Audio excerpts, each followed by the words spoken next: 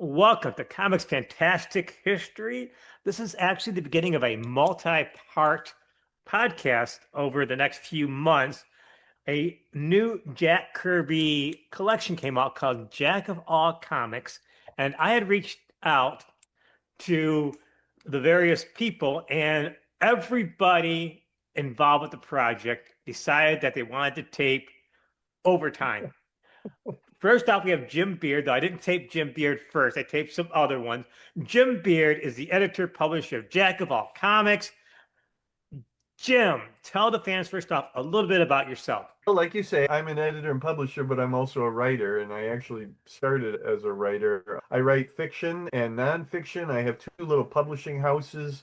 I have Flinch Books, and I also have Becky Books, and Becky Books is who Jack of All Comics publish under. I'm a lifelong comics fan, pop culture fan. I consider myself a student of pop culture, not necessarily an expert, because I feel like I'm learning all the time, but I'm just a big geek and nerd like the rest of us. So, what made you decide to get into the publishing side of things? I tell you, the truth of it is that I worked with other publishers and I decided I really wanted to do it myself. And I really like being my own boss.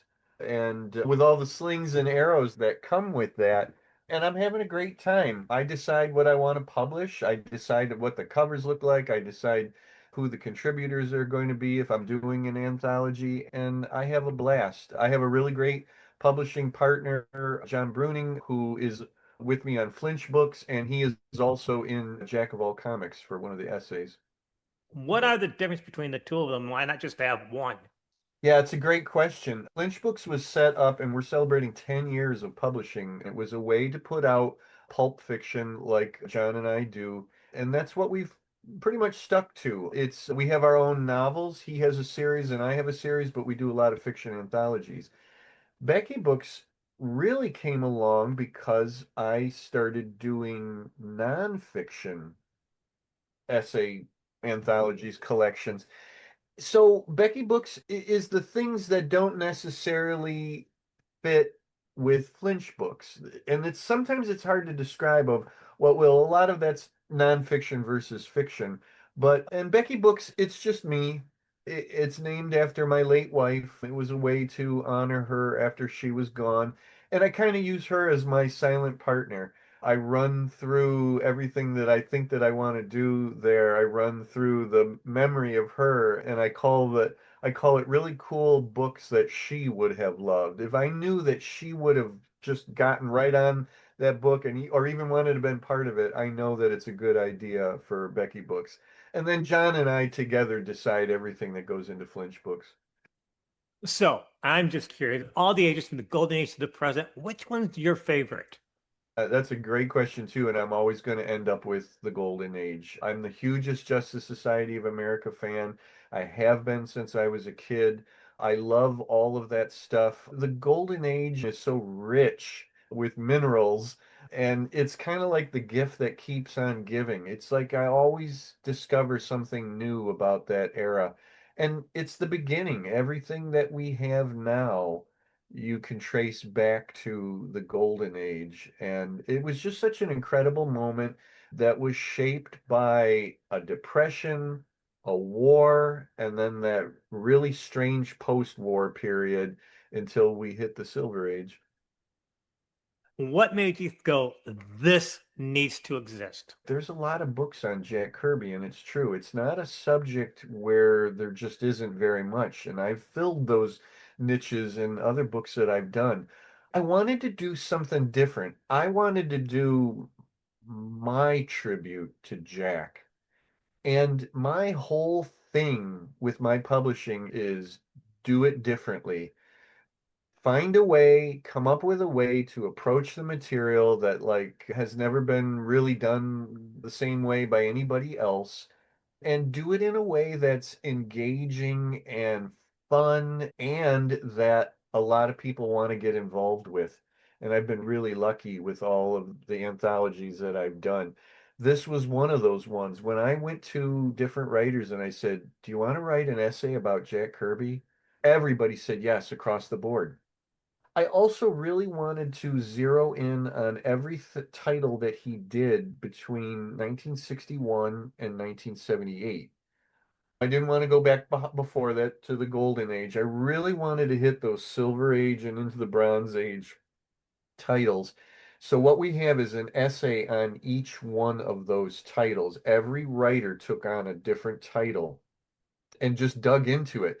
There's some personal stories in there and a lot of pinpointing things about those series that were really cool, things that really should be highlighted about what Jack did as either the writer or penciler, artist. So you have 28 contributors. How did you balance between nostalgia, picking them up, choosing? Did you have to Yeah. assign, or how did all that come together? I'm very lucky in that I know so many great people who are comics historians, comic professionals. This is the who's who Thank you. of the comic book Bless you. industry. I'm going to name a couple of the names, and you can also Bobby Nash, Bob Greenberger, Cliff. Figures, yeah, of Yes, comic shop news fame. yes. It was like you just got a who's who of great contributors, and you got really lucky with all that. Thank you, and you're absolutely right. I've been very blessed in that sense, but I also am very serious about getting new voices into the books. And that's the balance that I'm trying to strike is to get some of those recognizable names, but also to get some new voices in there too that people maybe haven't heard their thoughts before. And by doing that, I know that I'm going to get different tones and voices through the whole things because each one of those people has all this great experience that is different from everybody else in the book. I gave them some guidelines, but I didn't really lock everything in. There was a couple of don'ts. Let's not talk about current world politics or anything like that. These books should be evergreen. But I told them if you want to get personal, that's great because that's really going to be a great connection. If you want to talk about that first time you ever saw Jack Kirby's work, or in that title that you're assigned, or maybe the time that you met Jack, and there's a couple of guys in here that have, and wow, how lucky is that?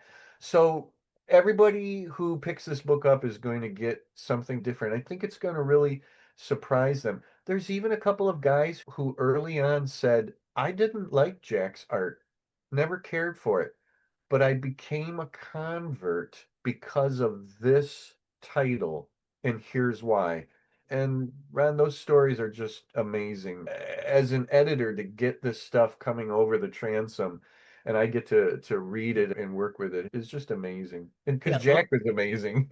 yeah, and the enthusiasm and the depth of knowledge of these Yeah, people. It's like you guys can just go on, and actually, some of them actually want to come back on again. And I believe great. they want to Yeah, talk about some of the inkers that were involved with great. Jack Kirby. That's the magic of the guy. To this day, there is no lack of enthusiasm to talk about this guy. And that's why there can be all the books that there is. And there will be more books about him because the enthusiasm is still there. It all comes down to impact for me. A lot of other people have been sometimes held up and say, no, this is the true king of comics. And I always say, with respect, did they have the impact on the industry and its creators the way that Jack did? And the answer's got to be no. Jack influenced more creators, I'm sure, than anybody else. If you lined up everybody's lists, everybody in the profession, and their lists of influences, you're going to find Jack Kirby on just about every one of those lists for one reason or another. And you're also going to see his influence on whole genres. How many of these guys created whole genres? Jack and Joe Simon created the romance. Created the romance genre. Yeah. Yeah, Jack Kirby didn't, he almost created the superhero genre. He was there in the beginning, but he certainly helped popularize it and many times over. I'm curious. You said in a recent podcast, you mentioned that you stepped away from buying monthly comics. Why? What do you do? How do you read comics? Do you read stuff that come out now? Because it was time, and maybe that's a really stupid answer, but for me, it was true. I stopped buying and reading new comics after about 55 years of it. It was time I realized that my interest was waning as far as I wasn't really remembering storylines. I wasn't reading my comics as quick as I used to when I picked them up on Wednesdays. Everything was proven correct to me. My decision was proven correct to me when I started going through everything that I owned from New 52, the beginning of New 52 with DC, up to the present day, up to this July, and saying to myself, because I was going to actually move them along, sell them all off as a collection from that point on. I didn't want to get rid of anything before that. When I went through them, I said, yeah, pull out the stuff that you know that you'll want to keep that you're going to reread. And I barely kept anything. There was a few things where I went, oh yeah, I remember I liked that storyline, but it wasn't enough that I thought that I wanted to read it. Comics are too expensive not to reread them and to cherish them. And I found I was literally just buying them and putting them on a stack. I hadn't even collated everything in years. So again, my decision for me was the right one. Hands down, I love comics. I will always love comics. They're such a huge part of my life that I can't even describe being as a fan and as a professional even too in it, but I have no urge now to get new comics. I'll look at the catalogs every once in a while, but right now my focus is more as a comics historian and to do books like Jack of all trades and re-embrace my love of everything up to about the New 52. For a newer fan, Mm, obviously there's like the Jack Kirby collector, which has been around since the 1990s. yeah. Whatever the resources would you possibly suggest for somebody that's new to comics to really get into Jack Kirby? Definitely seek out anything that Mark Vanier has put out there because we're lucky to have Mark. He is one of our last true links to Jack, who was very close with Jack. He was actually his assistant.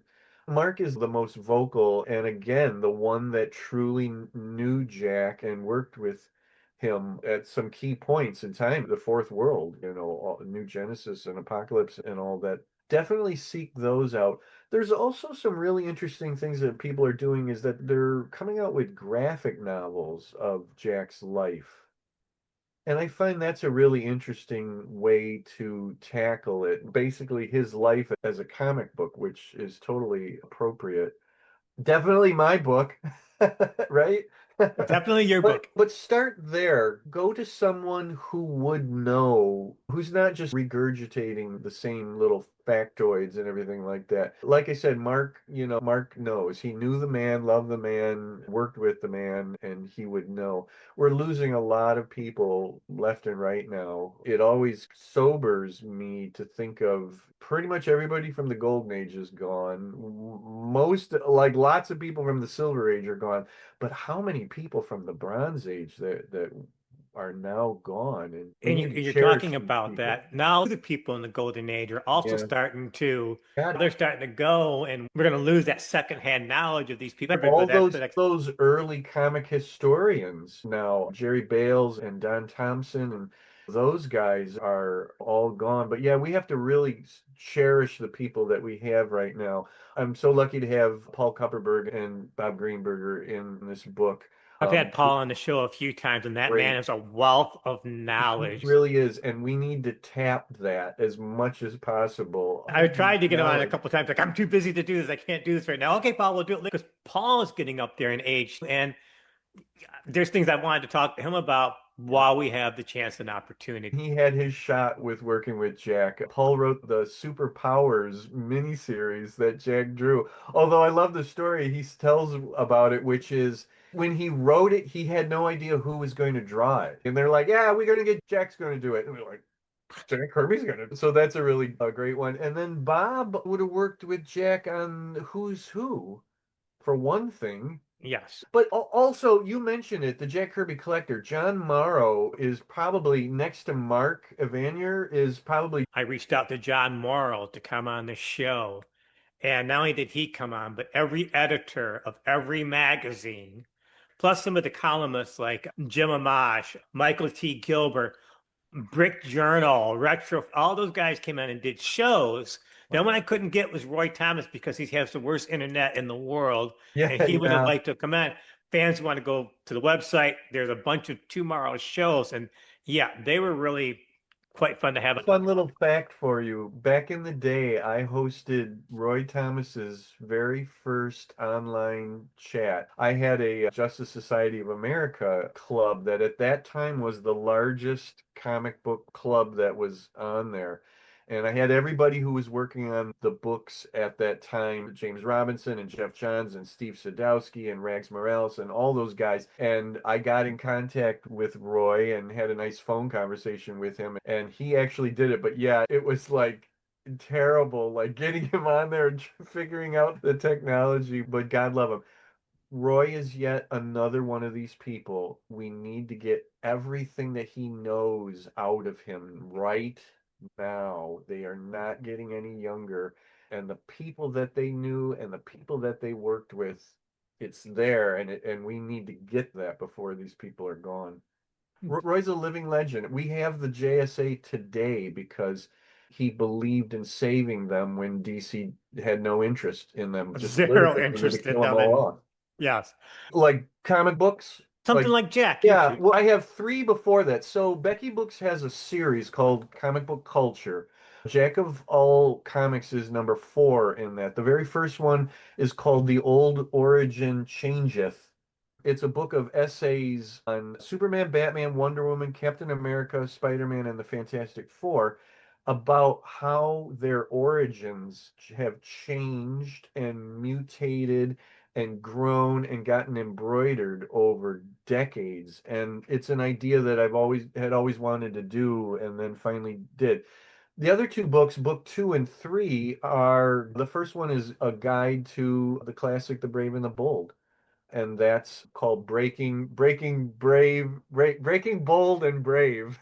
And then the third book is a guide to Marvel Team Up, the other classic team up comic, and that's called Walking the Wider Web. Next, I if comic book wise, we're thinking seriously about doing a sequel to Old Origin Changeth, except to do some of the biggest villains and do how their origins and do the equivalent to the heroes that we did. So it would probably be Lex Luthor, the Joker. Wonder Woman would be a tough one, but it would probably be the Cheetah, yeah, arguably her main villain. or Dr. Doctor Doom. Psycho might work too. Well, it would depend on how big of an would the essay be, the length of the other ones. The idea I have is to take the same essayists who did the first book but give them different characters. The guy that did Batman, don't have him do the Joker, have him do the Red Skull or whatever and switch it around. So that's out there. I have a series of books on the Batman 66 TV series. And we did a book for each of the seasons, but I had thought I'd like to do another follow up to that. And that's morphing all the time right now. But I love the idea of doing the villains book for the Old Origin Changeth sequel. Jim, any closing thoughts? If you're sitting out there and you say, I don't really like Jack's art, or I never really thought he was all that, or whatever, I just want to say I get it. I get it to a point. But this book, I think, still will have something for you. One of the highest compliments that we got in a review was the person who said, I enjoyed the book, but I read essays about some of these series that I really didn't know anything about. And that essayist made me want to go and find that series and read it to see what I was missing. So keep that in mind. You may not care much for Jack as an artist and maybe not as a writer, and maybe I might even agree with you on that account, but you can't deny the guy's legacy and influence and impact. And look into him for those things because you're an X-Men fan. Guess what? He co-created the X-Men. A part of him is still in the DNA of the X-Men. You like Captain America? Jax practically was Captain America in some ways. I think you'll be surprised at the role that he played in the history of comic books. And I hope my book will point that out. Jim Beard, Jack of all comics, thanks for joining me on the History Podcast. It was very enlightening. All right. Thank you very much.